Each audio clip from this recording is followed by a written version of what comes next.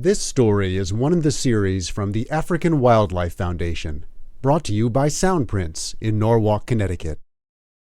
Loli the Leopard by Ben Nussbaum, illustrated by Gregory Wenzel, narrated by Al Gates. As the sun sets on the Samburu heartland in northern Kenya, a leopard walks out of the bushes where she has been sleeping with her two young cubs. The leopard, Loli, is going hunting. The cubs are hidden by the thick plants that surround them, so they will be safe until Loli returns. Loli carefully crosses a small stream. It is the rainy season. For several weeks, each spring and each fall, the heartland is wet from an abundance of rain. The rivers and lakes flood, and small ponds appear where the ground was dry before. The Samburu heartland is normally brown, but during the rainy season, plants blossom, and everything is vibrant and green. Samburu is very beautiful during the rainy season, but it is not a good time for a leopard. There is plenty of water for Loli, but there is not much food. With water in more places, the animals that Loli hunts can spread out, which makes them harder to find. Loli sniffs the air, but she does not smell any animals nearby. Loli is hungry, and she must find food tonight. Her cubs are growing quickly, and she is hunting for a whole family. Loli hears hyenas in the distance, and she sees tracks made by lions. Many other animals are also hard at work finding food tonight. Loli sees some Garanuk gazelles. When Loli is not hunting, she signals to the gazelles that they are safe by simply flipping her tail over to show its white underside. When the gazelles see the white part of her tail, they know that Loli is not hungry, and they ignore her as she passes by. But tonight, Loli is hungry, and a gazelle would make a tasty meal. She crouches as low as she can and crawls slowly through the grass. Loli is almost invisible. She creeps quietly toward one of the gazelles. She moves closer and closer. Loli is so quiet that the gazelle does not know she is just a few feet away. Suddenly, Loli leaps. The gazelle is no match for Loli. At last, Loli has food for her hungry cubs. She drags the gazelle toward the ravine where her cubs are hiding. Loli smells something in the wind. She knows this smell. She looks up and sees lions. The lions want to take Loli's dinner. Loli leaves her catch and runs from the lions, who are bigger and stronger than she is. Loli is still very hungry, and there is not much time left to hunt tonight. She must find some food before the sun rises. Loli sees a herd of oryx, but they are all strong and healthy.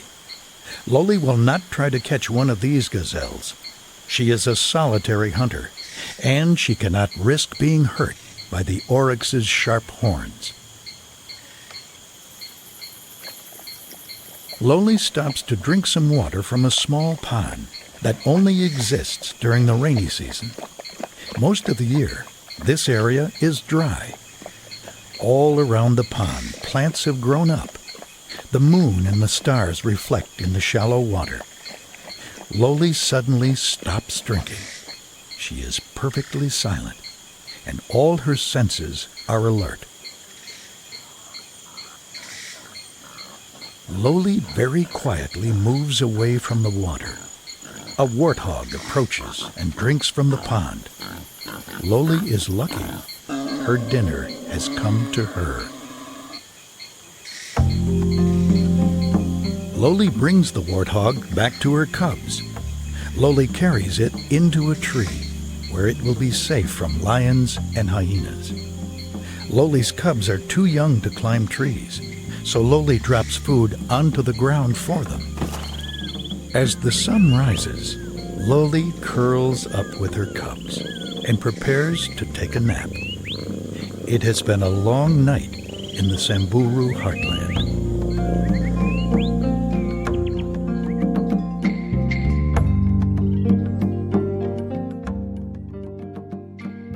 About the African Wildlife Foundation.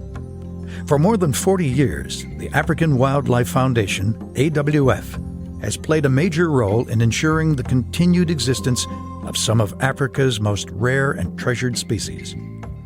AWF has invested training and resources in African individuals and institutions that have played critical roles in conservation. The essential need to conserve Africa's remaining vital ecosystems inspired AWF to mark a new era in African conservation by establishing the African Heartlands Program. AWF Heartlands are large, cohesive land areas where governments, organizations, and individuals focus their joint conservation efforts.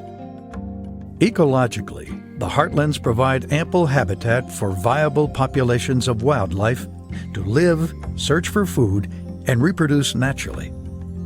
Economically, the heartlands are increasingly valuable assets as wilderness becomes rare in our world.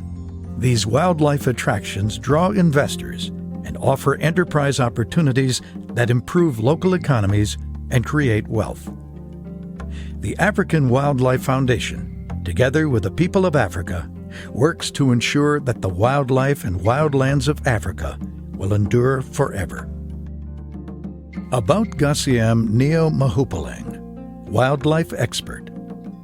Gassiam Neo Mahupuleng has a job most people can only dream about. Day after day, Gassiam and his assistant drive around the AWF heartland in search of lions, hyenas, and other large carnivores. Following these large animals in this arid landscape between Botswana and Namibia, Gassiam studies their every move, learning about their behavior to find ways to protect them. A native of Botswana, Gassiam attended school at the University of Botswana and has worked as a teacher, land use planner, and veterinarian. He joined AWF in 2002 as the lead biologist for the Large Carnivore Research Project.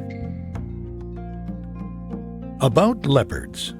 The leopard is one of the smartest and most secretive members of the large cat family. Leopards are found over a wide area of Africa, the Middle East, and Southeast Asia. They prefer forests and dense bush in rocky areas, but they can adapt to many types of terrain. Leopards have spots, also called rosettes. These spots can be round or square, depending on where the leopard lives. A leopard's home affects the color of its coat, which can range from light yellow in very dry areas to a dark reddish-brown in deep forests. Leopards silently stalk their prey and are strong enough to catch animals larger than themselves. Leopards often drag their prey up trees to keep their food safe from lions and hyenas.